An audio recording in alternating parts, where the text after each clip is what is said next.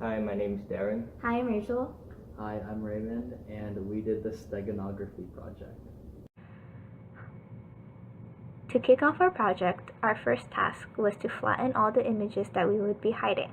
Our flatten function picks intensity values above 210 and makes them 1 while making values below 210 be equal to 0.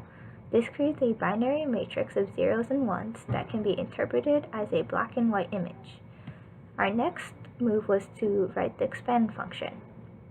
The expand function stacks 400 by 400 by 1 arrays 3 times to create a 400 by 400 by 3 array that can be presented as an RGB image in the GUI.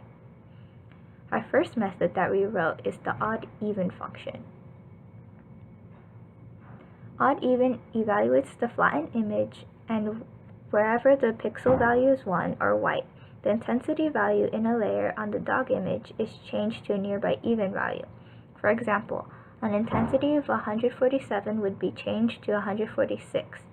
Wherever the pixel value is 0 for the flattened image, the intensity value in a layer on the dog image is changed to odd. By only using one layer, this method allows you to easily encode 3 images into one image, one in red, one in green, and one in blue. To recover the images hidden with odd-even embedding, one simply has to extract even values in a layer and set them equal to 1, and extract odd values in a layer and set them equal to 0. The 3-4 embedding function functions in a similar way to odd-even embedding, but whenever the hidden image's value is 0 or black, the intensity value in a layer is changed to end in 3 if the number is odd, and 4 if the number is even. For example, if the number is 141 and the hidden image's value is 0 there, you would change it to 143, and if the number is 142, you change it to 144. This maintains odd-even states and prevents 3-4 embedding from interfering with the odd-even embedding techniques on the same layer. To avoid conflicts with previous intensity values, mod 10 is used here to change all the intensity values that end in 3 and to end in 1, and all the values ending in 4 to end in 2.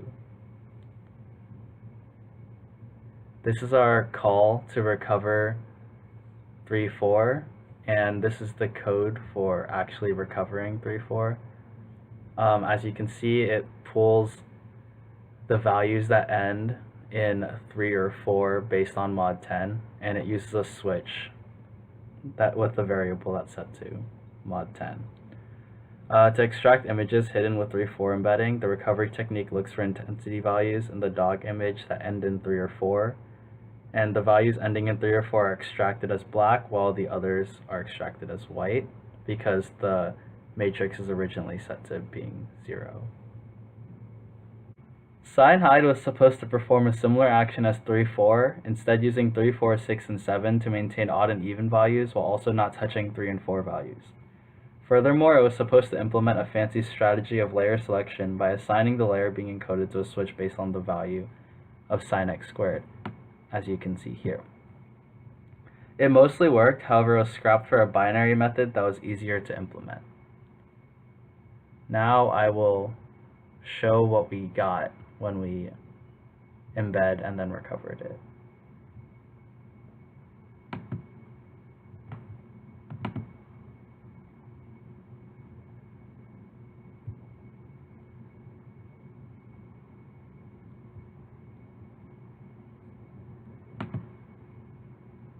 After running the sign hide function, this is what happens. There's interference between the special agent tool thing and the original dog photo that's supposed to be hidden in, which is the reason why it was scrapped. Binary essentially changes the intensity values into 8-bit binary codes, then changes a digit in a position, say the 7th position, in order to alter the value. By making all the digits in the 7th position be 1, it allows the recovery method to look for intensity values that have 1s or 0s in a given position and recover those values. This prevents a lot of crossover errors to other techniques and allows numbers that aren't as close together or easily grouped to still encode for a hidden image. The recovery essentially does the same thing, and it looks for binary digits within a given position to code as true or false, thus giving you the black and white hidden image. So now I'll explain how the GUI works. So right here, this is the main page from the embed hidden image page right here. The user can choose one image for the main image to embed those hidden images, and then the user can choose either the default doc image, or the user can click browse, the browse button, to choose an image that's 400 by 400 pixel right here. But okay, since I did not choose an image, but for demonstration, I'm just gonna use the default doc image right here, and then I can click next to go to the next page. So right here, the user can choose any number of secret pictures to be embedded into the doc image. So let's say right now I'm gonna do number 1, number 4, and number 9, and then I can click next. And then right here, the user can choose the same number of embedding methods to embed those secret images into the main image. So since I've chosen three images, I will also choose 3 methods right here. So let's say odd even in green layer, and then binary 7-digit in red layer, and then binary 7-digit in green layer, like this. And then I can click next. And then right now the program is embedding the image. Okay, it's done. So this is the embedded image right here. So it is different from the main image we have chosen, since it has already embedded hidden image inside, but right now you just can't see it. Anyway, we can go to for menu, go to recover hidden image. Oh. Okay, and then the user right here can click the load embedded image button right here, and then this loads the embedded images, and then the user can click next, and then this page, this shows that which secret image the user have chose to hide it inside the main image. So since I've chosen number 1, number 4, and number 9, it's showed here, while the other ones I didn't choose it, so it's not light up.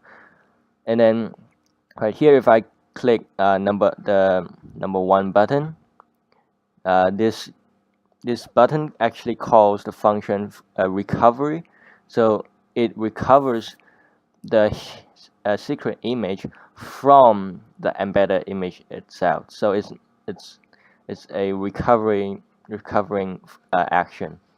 Okay, so it's also same for picture number 4. If I click it, and then it can recover the original hidden image. And then number 9 right here, and then, yeah, it also extract those the secret image. So this is basically it.